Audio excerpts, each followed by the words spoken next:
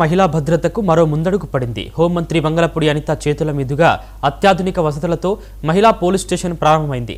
ఈ కార్యక్రమంలో మంత్రి అనగాని సత్యప్రసాద్ పాల్గొన్నారు. గత ప్రభుత్వం శంకుస్థాపన చేసి వదిలేయగా 2,70,00,000 రూపాయలతో స్టేషన్ను ఏర్పాటు చేసినట్లు అనగాని తెలిపారు. మహిళల భద్రతకు అధిక ప్రాధాన్యత ఇస్తున్నామని, ఫ్రెండ్లీ పోలీసింగ్తో నేరాలు తగ్గుతున్నాయని పేర్కొన్నారు. తిరుపతిలో పోలీస్ కమిషనరేట్ ఏర్పాటు చేసే అంశంపై సాధ్యాసాధ్యాలు పరిశీలించి నిర్ణయిస్తామని వెల్లడించారు.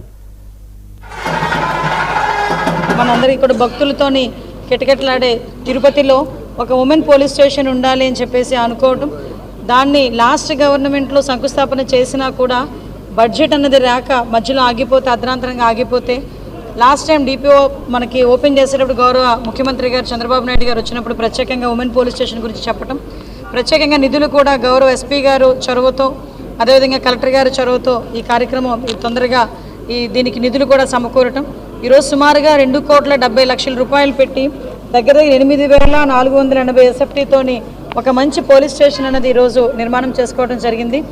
దీనిలోని మనందరం కూడా అబ్జర్వ్ చేస్తే ఇక్కడ మ్యాక్సిమం ఉమెన్ పోలీస్ స్టేషన్ అనేసరికి ఎక్కువగా ఈ ఫ్యామిలీ ఇష్యూస్ అని, చిన్నపిల్లలతో వచ్చే ఇష్యూస్ అని ఇవన్నీ కూడా ఉంటాయి.